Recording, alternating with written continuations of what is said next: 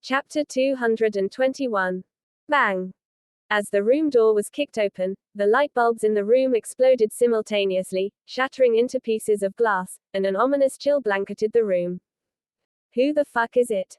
Who's ruining my fun? Matt spun around, scowling. He was unable to identify the person due to the sudden darkness in the room. Matt Laney, you have a death wish. An icy voice growled as the shadow approached. The moonlight peeked through the window, and Matt saw the other person's face. It was Dustin. It's you. Matt's expression changed, and he hastily pulled out a handgun from the bedside drawer. He yelled, "You imbecile. I haven't paid you back for ruining my plans so many times, yet you approached me first. Dustin. Hurry up and go. Don't care about me," Dahlia cried out weakly. When she saw Dustin, she thought she'd finally be saved, but she never expected that Matt would have a gun, so she instantly panicked. "Weren't you talking so big, dipshit? Ha! You still have to admit defeat to our family. I guess you're scared now, eh?" Matt raised his gun and sniggered. "You better grovel if you don't want to die, or I'll send a bullet straight through your head." "Grovel? As if you're worthy of that." Dustin glared at the other man. "Worthy?" Matt grinned maniacally and fired 2 shots near Dustin's feet. "I don't want you to just grovel. I'll fuck your woman right in front of you. Why, you shameless bastard." Dahlia's chest rose and fell violently as she fumed. However, because of the drug, her flushed face looked more alluring than ever. "So what? I'll have my fill with you before dealing with that brat," Matt declared. "I planned to finish you off in one go, but I changed my mind." Dustin approached calmly, his overwhelming presence making it hard for Matt to breathe, and Matt's hand began to tremble uncontrollably. "Stop right there. You better stop, or I'll fucking shoot you," Matt yelled. However, Dustin continued his way forward as if he hadn't heard the other man. "You're dead meat." Matt gritted his teeth and aimed the gun at Dustin's head before pulling the trigger. Ear-splitting bangs rang out as the chamber was emptied of bullets. However, Dustin had disappeared. Abruptly, he appeared less than 2 feet away in front of Matt. "You." Startled, Matt tried to jerk backward, but Dustin grabbed his hair and slammed his head into the wall with bang. Matt immediately passed out, his head bleeding. Dustin, now that the danger had passed, Dahlia's body finally relaxed, and she fell into slumber. Dustin glanced at the fallen man and pulled out his phone to call someone. 15 minutes later, Hunter and a dozen bulky men walked into the room. "Mr. Rhys, here are the men you wanted," Hunter said politely. These men were not only large, but they were also studs who only had an interest in pretty boys. "Good job." Dustin nodded in approval before waking Matt with acupuncture. What are you guys doing? "I'm warning you. I'm the heir of the Laney family, so you won't get away if you do something to me." Matt began making threats as soon as he woke up. "Mr. Laney, I purposely asked these men to serve you. Enjoy." Dustin gestured with his hand, and the men instantly pulled Matt away, beaming sinisterly. "Let me go." Matt paled, terrified. "I'm sorry, Dustin. Please forgive me. I won't do it again." Matt shrieked before being hauled into a car. All that awaited him was pain and misery. "Mr. Anderson, tell your men to take good care of him. I want him to suffer as much as possible," Dustin ordered coldly. "No problem," Hunter promised before leaving. Matt's ass was going to be gaping after tonight for what he did to Dustin's woman. After everyone left, Dustin walked over to the bed and began applying ointment to Dahlia's wounds. "Dustin. I'm sorry," Dahlia finally mumbled the long-awaited apology dazedly. Dustin's body stiffened, and a sense of loss glinted in his eyes. After a second, he shook his head and continued applying the ointment. All of a sudden, the door opened again with a boom. Florence, James, and many others barged into the room, their faces darkening as they spotted Dahlia's unconscious body. "Rhys. How dare you touch my daughter, you despicable man. I'll kill you." Florence darted forward to slap Dustin, but the man grabbed her hand with ease. "What?" Are you going to strike me back? You disgusting asshole. Furious, Florence kicked Dustin in the shin instead. The man frowned but didn't fight back. Call the police right now. We need to arrest this motherfucker. That's right. A hypocritical asshole like him should be in jail. Several people shouted, and James pulled out his phone to call the police. It doesn't matter whether you believe me or not, but this has nothing to do with me, Dustin stated indifferently. Bullshit. Why would she be here if you didn't kidnap her? Florence shouted, glaring at him. Exactly. Everyone here can tell that you were planning to do something nasty to her. You dare to defend yourself even though we caught you in the act. I guess you refuse to give in until the end. The crowd threw out accusations indignantly as they glared at Dustin like they wanted to skin him alive. They were disgusted that Dustin stooped so low because he couldn't have Dahlia. Whatever. I didn't do anything wrong anyway. Dustin shook his head and got up to leave. He knew that these people wouldn't believe him if he tried to explain himself anyway. Hold right there. Who said you could leave? You're not stepping out of this room without explaining everything. James put himself between Dustin and the door, but with a shove from the latter, James went tumbling to the ground. Chapter 222. You fucker. James got up and was about to spew insults when he realized that Dustin was already gone. Damn it. That kid's lucky he got away, or I'd have taught him a lesson. He can't run away forever. After doing something like this, I'll make sure he stays in jail for the rest of his life. Florence gritted her teeth. That's right. You can't let him go. Julie and the others quickly agreed. Dustin had gone too far. Just then, Dahlia began to wake up. You're finally awake. Florence lit up. How do you feel? What are all of you doing here, Mom? Dahlia rubbed her aching temples. Her memory was a mess. Lyra called and told us that you might be in danger, so we hurried here. Thank God we made it in time, or Dustin would have raped you. Florence got angry again. Dustin. Dahlia frowned, seeming to have recalled something. She asked, where is he? Don't worry. We chased him away. Florence reassured Dahlia. That's right. We called the police too. We'll catch that asshole. James nodded. Why would you arrest him? He was the one who saved me. Dahlia blurted. What? He saved you?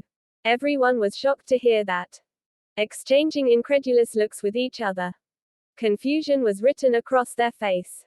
You're kidding, right, Dahlia? He can't be the one who rescued you.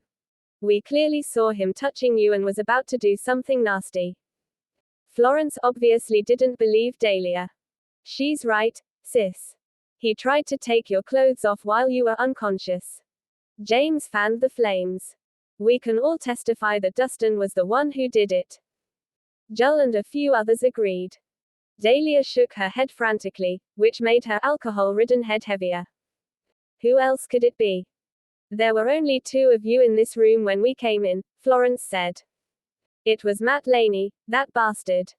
Dahlia struggled to organize her memories. You must be drunk, Dahlia. Matt's a decent man. There's no way he'd do something like this. Sis, did Dustin slip you a drug?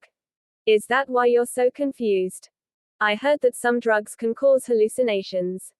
That must be why your memory got jumbled up.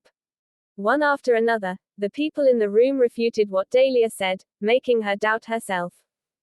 Did I really remember wrongly? But how could that be? She thought. Staring at her injuries, she had a hard time believing that Dustin was the one who did this. Hey, there's a phone here, and it's recording a video. Julie spotted the phone on the television cabinet and brought it over. It must be that asshole's. Florence fumed. He was even planning to record himself assaulting Dahlia. How disgusting. There's no way that brat can defend himself now that we have this evidence. We have to put that guy in jail. The crowd began to hurl insults at Dustin. It can't be. Dustin wouldn't do that. Dahlia shook her head, unable to accept that. Why are you still defending him, Dahlia? Why do you still have feelings for that asshole? I'm telling you, Matt's the better man for you. He's leagues above Dustin. I'll show you Dustin's true colors right now. Florence yelled and began the playback, showing exactly what happened. By the time they reached the middle of the video, everyone had frozen in dismay. Matt Laney. Florence was rooted to the spot as she stared in disbelief at the man violently assaulting Dahlia in the video. Everyone else's jaws had dropped as well. Never in the dreams would they have imagined that the person who kidnapped Dahlia and tried to assault her would be Matt, a respectful man from a noble family. How could this be possible? However, the video was right before their eyes. It turned out that the despicable person had been the decent man, Matt, instead of Dustin. Everyone's faces began to burn in shame as they recalled what they had said just now, and they fell silent. I told you it wasn't Dustin, but none of you believed me. How about now? Who's the despicable person? Who's the hypocritical asshole now? I'm sure all of you should know. Dahlia cried exasperatedly. I might have made a mistake, but so what? You two were once married, so it's his duty to protect you. We didn't ask him to do that. Besides, why didn't he explain himself? We wouldn't have misunderstood if he had. Florence insisted stubbornly, having no intention of apologizing. Explain himself. Dahlia chuckled mirthlessly. Would you have believed him if he had? That's up for us to decide, but it's his fault for not explaining. He had it coming. Florence defended herself. That's right. He deserved it. James agreed. So what if they misunderstood a loser? All of you are incorrigible. Dahlia was utterly disappointed. She staggered to her feet and bumped past the two of them to run out. She wanted to stop Dustin from leaving. Unfortunately, by the time she reached the hotel entrance, he was already nowhere to be found. Chapter 223. At the Laney Villa. Phineas paced back and forth in the living room, looking extremely anxious. It was the break of dawn, but he hadn't slept a wink since he lost contact with Matt, who left at midnight. It was as if Matt had vanished into thin air.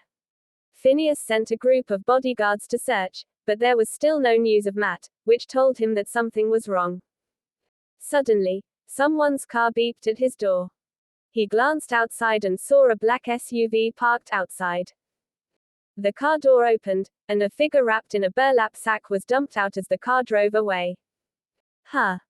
Confused, Phineas nodded to the bodyguards at the entrance, who quickly opened the sack to reveal a naked man with a swollen nose and bruised body. Dad! The young man opened his eyes dazedly and cried out hoarsely. Matt! Phineas was flabbergasted. What happened to you? It was Dustin Rhys he. Matt burst into tears. No one knew what he'd been through last night. There had been many times when Matt wanted to kill himself but couldn't bring himself to do it. He had no idea how he pulled himself through the agonizing pain. Don't cry. Tell me what happened. I'll take care of it. Phineas quickly told his men to bring Matt inside. Because of the adrenaline shots he received, Matt was still conscious despite his injuries. So, under his to finish, withholding some details father's questioning, he told Phineas everything that happened from that bastard. How dare he do that to you? He's gone too far. Phineas slapped the table furiously. A shiver went down his spine every time he thought of what Matt had to endure. Dad!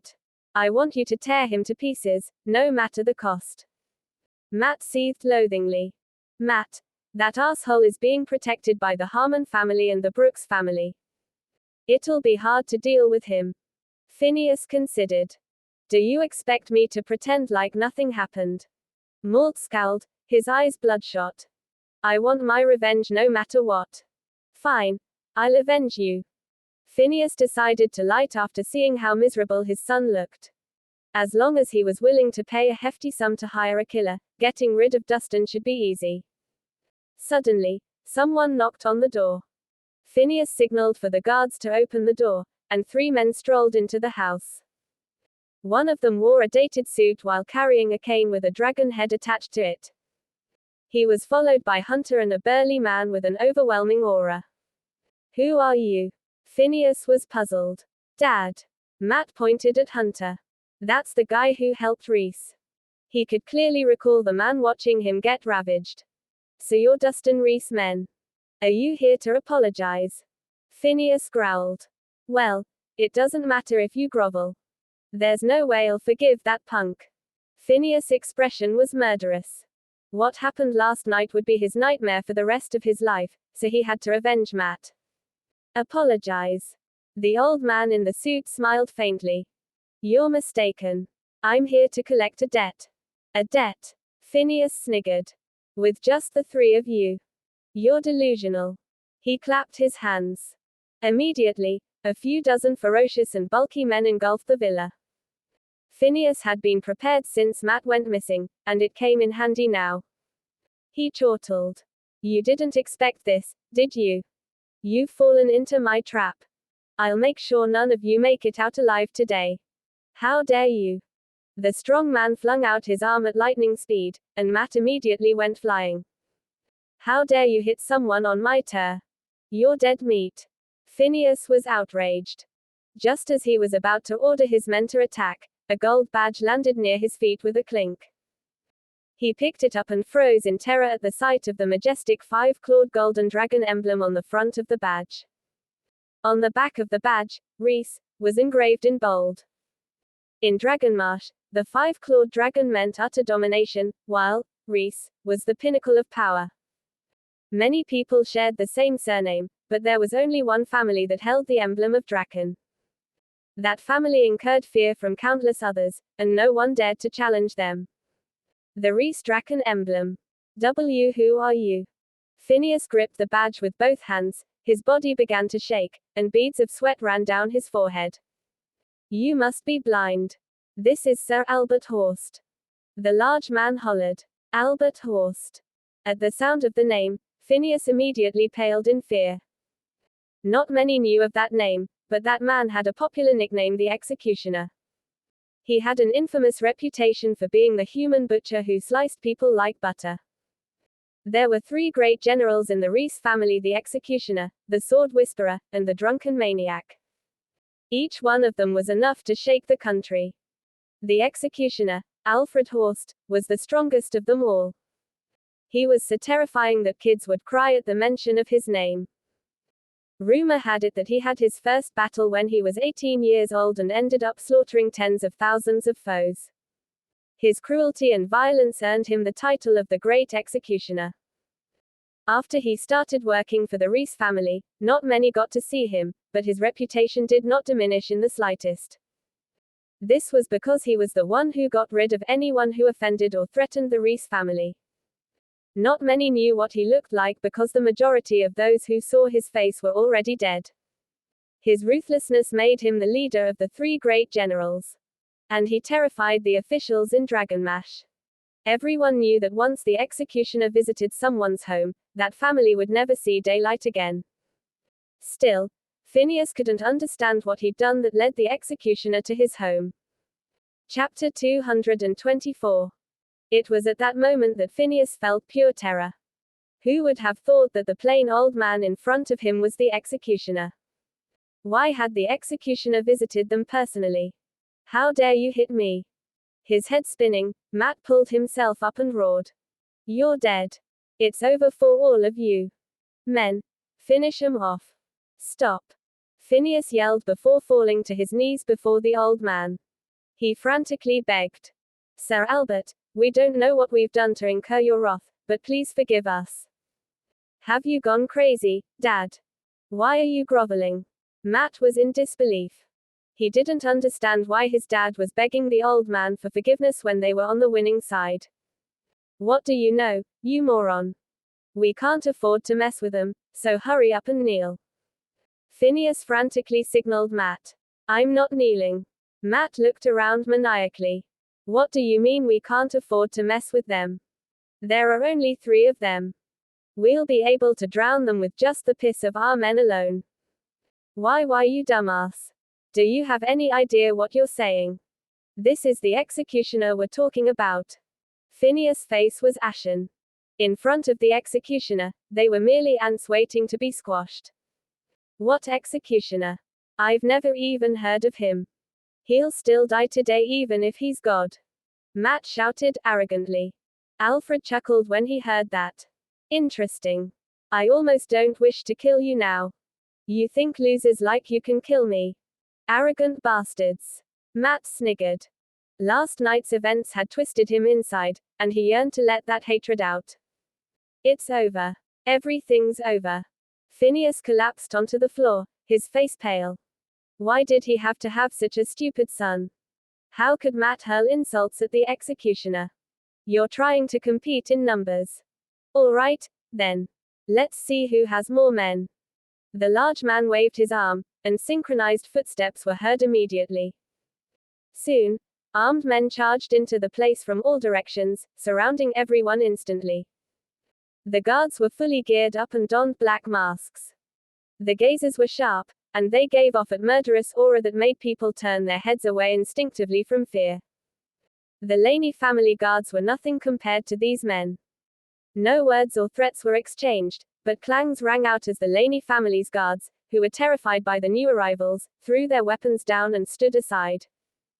Matt froze at the sight of the geared men, his haughtiness vanishing rapidly, and terror took its place.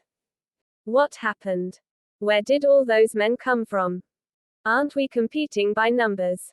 Who has more men now? The bulky man waved again, and the men drew their swords in unison, overwhelming everyone with their presence.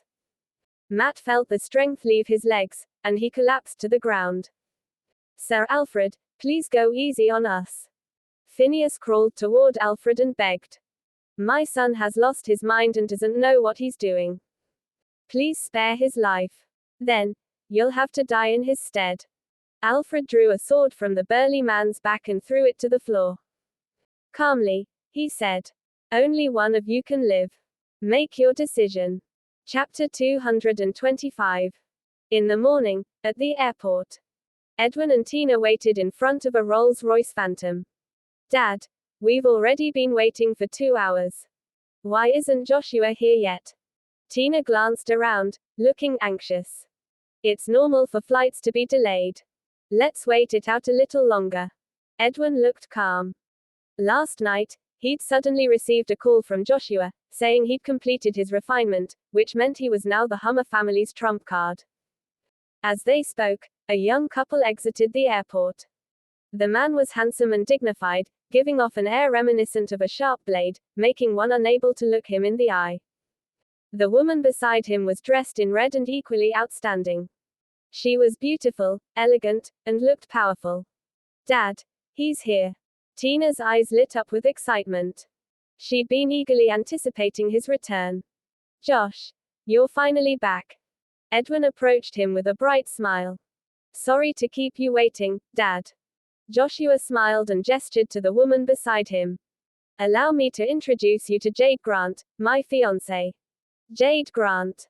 Edwin looked taken aback before asking tentatively. Is she the third daughter of the Grant family? Yes, that's right. Joshua smiled. Nice to meet you, Mr. Hummer. Jade nodded. Yes, nice to meet you, too. As expected of a daughter of the Grant family, you're the very embodiment of beauty and grace. Edwin looked delighted. He never would have expected his son to be able to win the Grant family's favor. The 5 wealthiest families in Millsburg were known as the Fabulous 5, but there were 3 other families even more powerful than them, the Tremendous 3. The Grant family was one of them. If the Hummer family could form an alliance with the Grant family through Joshua's marriage with Jade, they'd have a bright future ahead. Dad, why did you summon me home so urgently? Joshua asked when they were all in the car. He'd just completed his refinement the night before when he'd been told to return immediately. I hate to say this, but Swinton has a new kid on the block. He's powerful beyond our expectations and has defeated all my men. Our family's been having a tough time recently because of him. I had no choice but to summon you home. Edwin sighed, looking helpless. Exactly. You have no idea how obnoxious he is, Joshua. He even beat me up on my birthday over the smallest things. Tina started to complain. Look at what he did to my arm, I've yet to fully recover. I've never been treated like this in my life. You have to get back at him for me. Who is this guy? How dare he bully a member of the Hummer family? Joshua's face darkened, and a menacing aura surrounded him. His name is Dustin Rhys, and he's not someone to be taken lightly, Edwin said. He also has the Harmon family backing him up. Edwin said.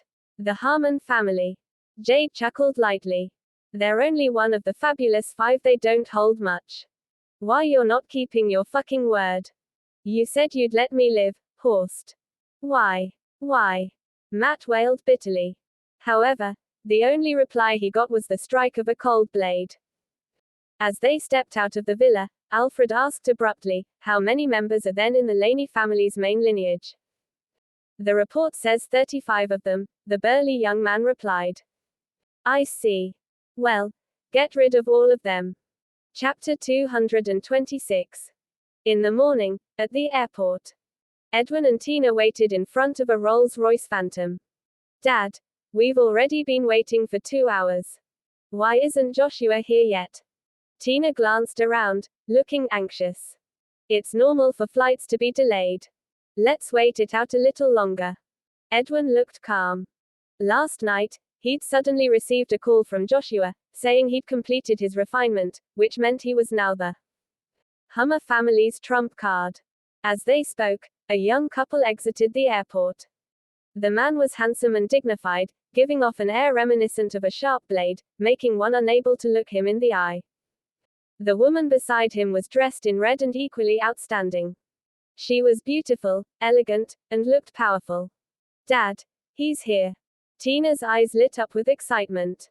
She'd been eagerly anticipating his return. Josh, you're finally back. Edwin approached him with a bright smile. Sorry to keep you waiting, Dad. Joshua smiled and gestured to the woman beside him.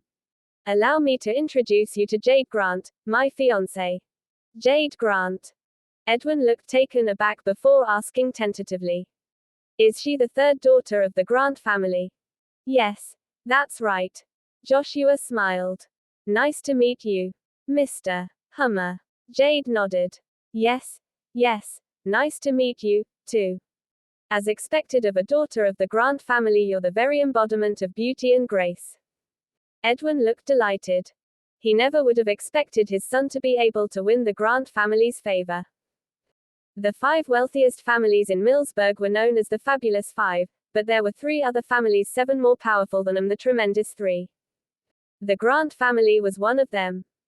If the Hummer family could form an alliance with the Grant family through Joshua's marriage with Jade, they'd have a bright future ahead. Dad, why did you summon me home so urgently? Joshua asked when they were all in the car. He'd just completed his refinement the night before when he'd been told to return immediately. I hate to say this, but Swinton has a new kid on the block. He's powerful beyond our expectations and has defeated all my men. Our family's been having a tough time recently because of him. I had no choice but to summon you home. Edwin sighed, looking helpless. Exactly. You have no idea how obnoxious he is, Joshua. He even beat me up on my birthday over the smallest things. Tina started to complain. Look at what he did to my arm, I've yet to fully recover. I've never been treated like this in my life. You have to get back at him for me. Who is this guy? How dare he bully a member of the Hummer family? Joshua's face darkened, and a menacing aura surrounded him. His name is Dustin Rhys, and he's not someone to be taken lightly, Edwin said. He also has the Harmon family backing him up, Edwin said. The Harmon family. Jade chuckled lightly. They're only one of the Fabulous 5, they don't hold much weight. If you need any help, Mr. Hummer, just say the word. It's unnecessary for the Grant family to get involved in something as menial as this. Joshua said calmly. Now that I'm back, I won't allow anyone to challenge the Hummer family's authority, not even the Harmon family. Josh, have you had a breakthrough? Edwin asked tentatively. Yes, I have. I've now achieved divinity. Joshua smiled proudly. A divine-level martial artist. Edwin was delighted. That's great. I knew you wouldn't let me down. Joshua was probably the only divine-level martial artist in all of Swinton. Low-level martial artists were no match for divine-level martial artists. They could refine their martial arts prowess, but physical abilities could only take one so far. Chapter 227. Divine-level martial artists, on the other hand, could manifest their energy externally and use it to harm, or even murder others without anyone realizing it. Low-level martial artists weren't even in the same league as them. Even in Millsburg, where powerful martial artists converged, divine-level martial artists were existences to fear. It was no wonder Joshua had won the Grant family's favor. How could he not when he possessed such talent and potential? Which family wouldn't want to have something to do with him? Dad, a divine-level martial artist truly that powerful? How will Joshua fare against Dustin? Tina asked curiously. Joshua can destroy that brat with a snap of his fingers. Edwin said proudly. That's great. Joshua, you have to teach him a good lesson on my behalf. Tina said excitedly. There's no hurry to deal with Dustin. He's a weakling that can be slaughtered at any time. What's more important now is that we have to give Joshua and Jade a proper welcome. You're right. Let's head home. At this moment, at Peaceful Medical Center, Dustin received a call from Ruth. Dustin, something's happened at Harmon Pharmaceuticals. You've got to get over here right now.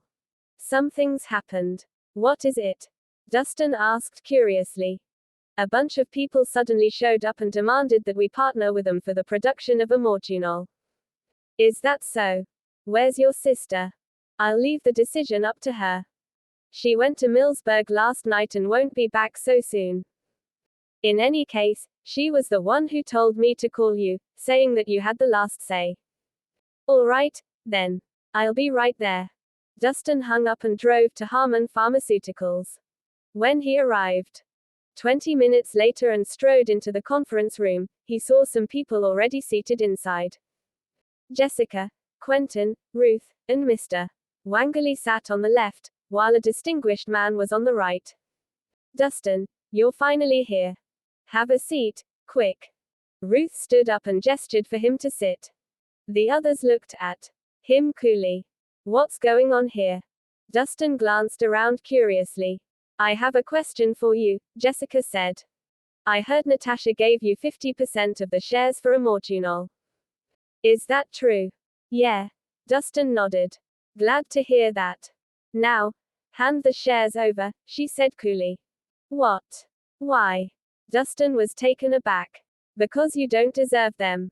Jessica didn't mince her words. The Harmon family handles everything from the production, sales, and marketing for amortinol. You don't contribute anything to this process. Why should you deserve 50% of the profits? Don't you think you're being a little too greedy? Mrs. Harmon, there must be a misunderstanding somewhere. Ms. Harmon was the one who decided that the shares. Jessica cut him off with a wave of her hand. That's enough.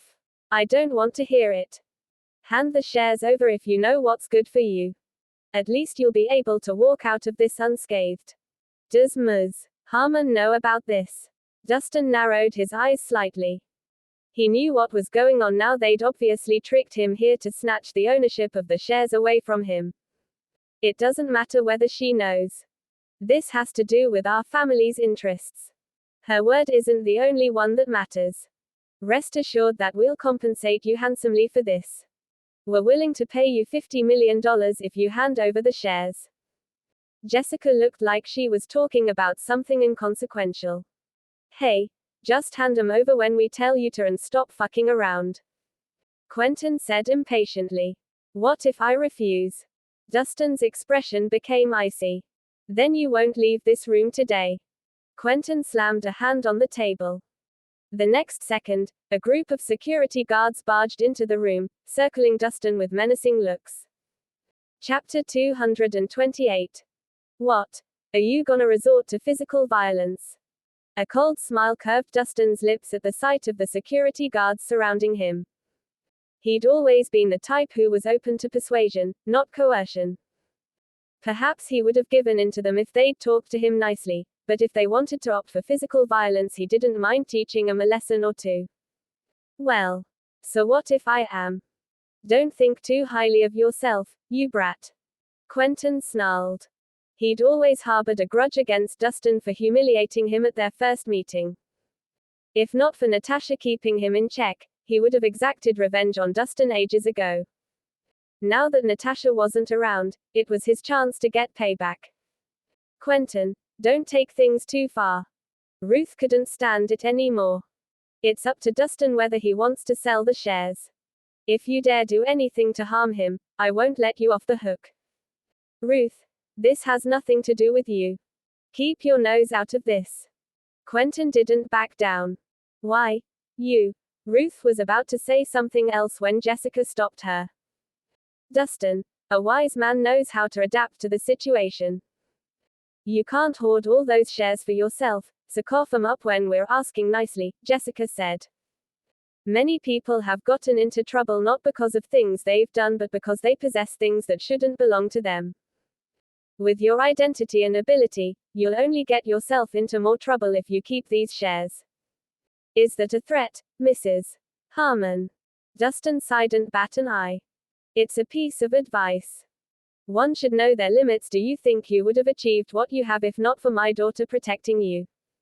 Jessica looked at him contemptuously. I won't deny that Ms. Harmon has given me plenty of help, but I didn't rely on anyone to get to where I am now. Dustin said coldly. As for Immortunal, I think there's something you need to get straight. I provided the formula and was the first to develop it successfully. I don't care about the shares, but that doesn't mean I'll allow you to push me around like this. How dare you? Jessica slammed a hand on the table and shot to her feet. Dustin, I've tried to play nice with you. Don't push me. Who's pushing who? Dustin retorted. When the Hummer family successfully developed and marketed Etonamax, the Harmon family had nothing and no way to compete with them. I was the one who helped you make it past that crisis, yet here you are, burning bridges as soon as you get the chance. Is this how ungrateful the Harmon family or certain family members, at least, is? Why? You, Jessica fumed. She didn't expect a brat who relied on the Harmon family's protection to rebuke her like this. Aunt Jessica, don't waste your breath on this brat. All we need to do is capture him. I have plenty of ways to make him give in. Quentin fanned the flames. Mom, don't do anything rash. If you lay a hand on Dustin, Natasha won't ever forgive you. Ruth warned. Jessica stiffened. Ruth's words made her stop to think for a while. Her relationship with Natasha was already strained. If she were to go ahead with this, Natasha would probably sever ties with her. At this moment, the man who'd been sitting opposite Jessica and the others spoke. Mrs. Harmon, I thought it would be easy for you to retrieve the shares, but it seems I was wrong. And who are you? Dustin gave him a cold look. He'd noticed this man as soon as he'd stepped into the conference room. He supposed this guy was the cause of Jessica's sudden interference. The name's Williams, Brody Williams. I'm from Boulderthorn Guild. My father's the second in command, the man said coolly. Mr. Williams is your father, huh? Dustin raised an eyebrow in surprise. He'd met Oliver Williams earlier, it seemed Brody was his brother. I'm sure you know how powerful the Boulderthorn Guild is. Brody lit a cigarette and took a drag. Then, he waved a hand around and said arrogantly. So, you're left with two options: either you hand over the shares and take the 50 million or make an enemy out of me. I won't give the shares up unless Ms. Harmon personally asks me to. Dustin said coolly. Excuse me. Brody's expression became frosty. Do you know what you're talking about, you brat? Have you thought about the consequences you'd bear if you make an enemy out of the Boulderthorn Guild? Firstly, you don't represent the Boulderthorn Guild. Secondly, so what if I make an enemy out of you? Do you think the Boulderthorn Guild runs the world? Dustin didn't bat an eye. I admire your audacity, brat. It's been a while since someone had the nerve to speak to me like that. Still, you'll have to pay for your arrogance. As for the rest of you. Brody grinned menacingly as he turned to Jessica and the others. If you don't want to make an enemy out of the Boulderthorn Guild, you'd better show me some of your sincerity in forming an alliance.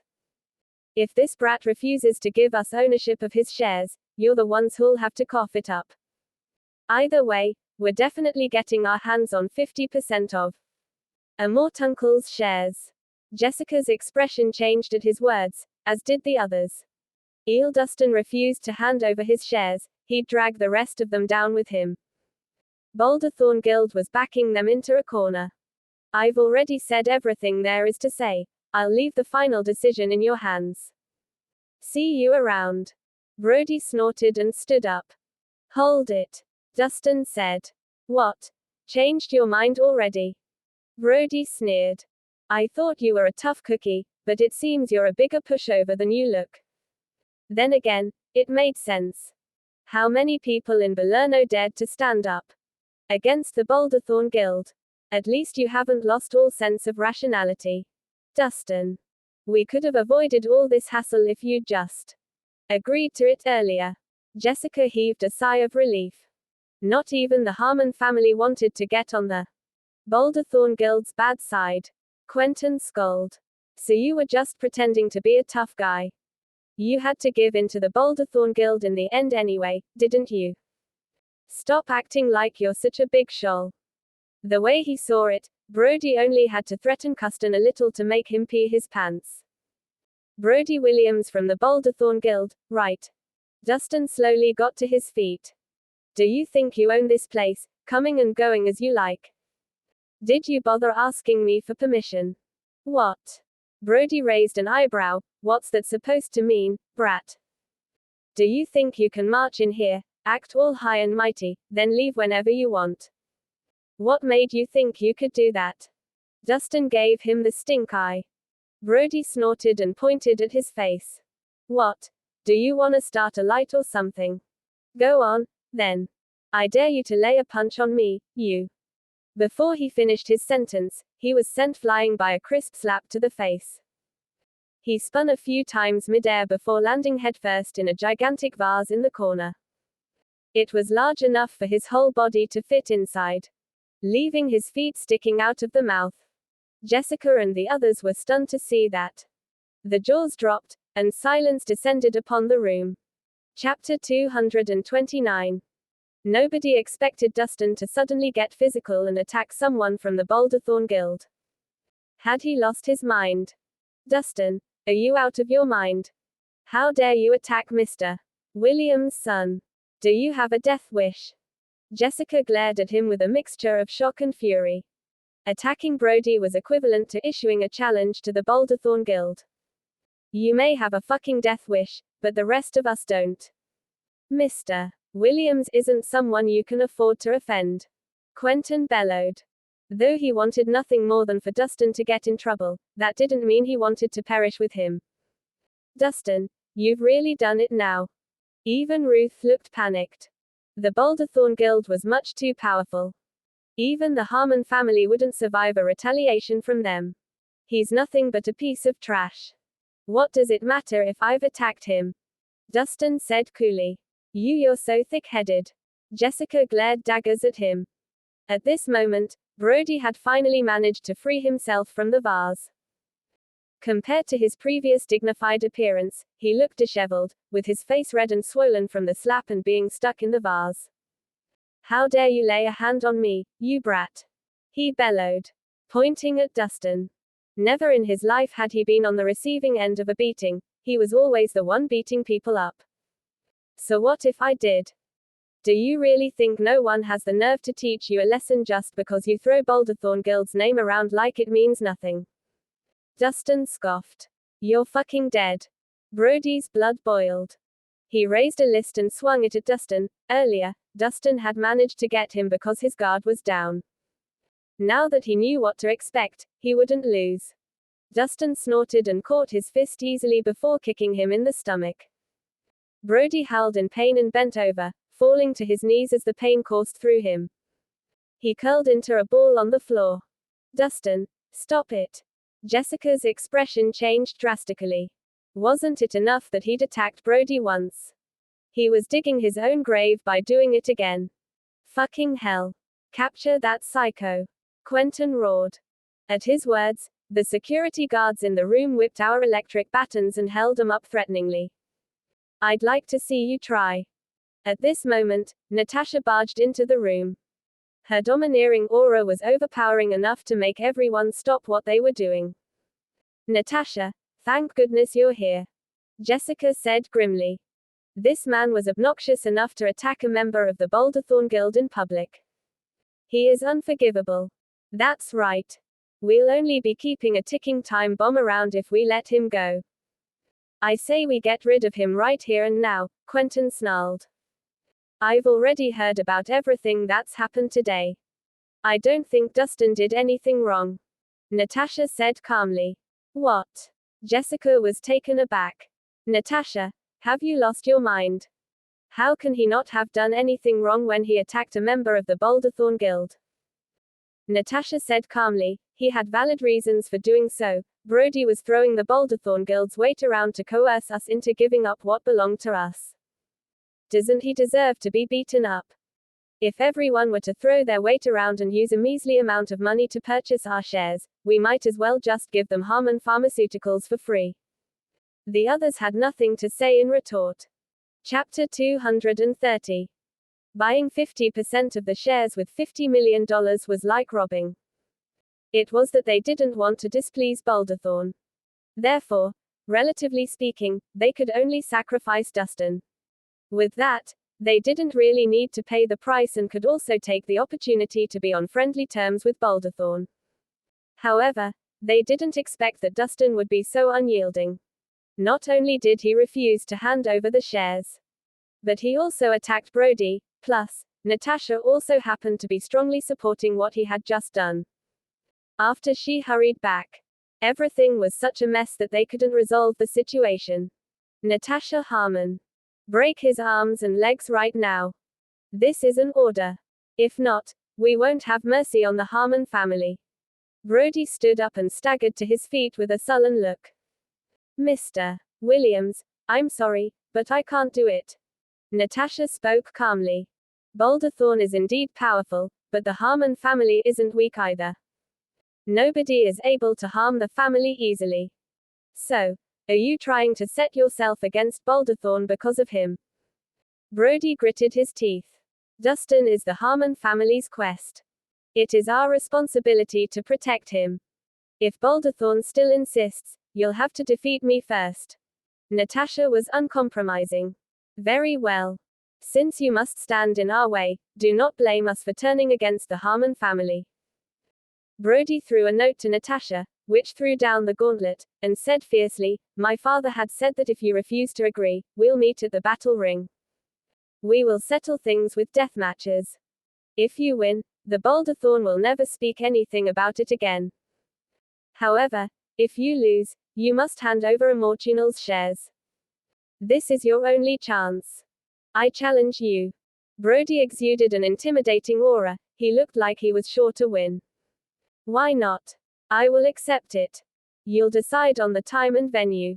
Natasha did not bat an eye. We'll have the battle at Williams' dojo tonight, at 8, he said coldly and left immediately. Natasha Harmon. Have you lost your mind? How dare you provocate Boulderthorn just because of this little boy toy? Quentin was flustered and exasperated. Boulderthorn's connections were more important than that country bumpkin. He thought. It is not your place to interfere with my decisions, Natasha sneered. Do you think I don't know who involved Boulderthorn in this? You, Quentin, shifty-eyed, looked guilty because of her accusations. Natasha, Boulderthorn is one of the most powerful guilds in Belerno. You'll put yourself in trouble. Jessica knitted her brow. It would be difficult to predict what would happen once the battle started. If they lost the battle, they needed to give the shares away, and it would also bring the Harmon family into disrepute. Mr. Williams himself is powerful indeed, but that doesn't mean we don't stand a chance of winning against them. Natasha replied. Win. But how? Skills and strength aside, we don't even have enough people to fight, Jessica grumbled. Natasha wasn't worried about her concern. Who said so? I've already invited an expert from the 100 Immortals. The 100 Immortals. Who is it? Jessica asked. She was desperate for the answer. Natasha didn't reply directly. She clapped her hands, and an old man with gray hair and a hawk nose strode out quickly. He was wearing a black shirt with a tall and muscular physique. He made no sound when he walked, exactly like a ghost. Is this the King of Kicks, who was ranked 9th among the 100 Immortals? Quentin couldn't help but gasp at the old man's presence. The 100 Immortals, especially those ranked in the top 10, were all equipped with powerful skills. The King of Kicks, ranked 9th, was famous for his kicks. He had worked on his legs for years. His kicks were second to none. Quentin once saw the King of Kicks flip a car by kicking it casually. There was no doubt that he was extremely skilled.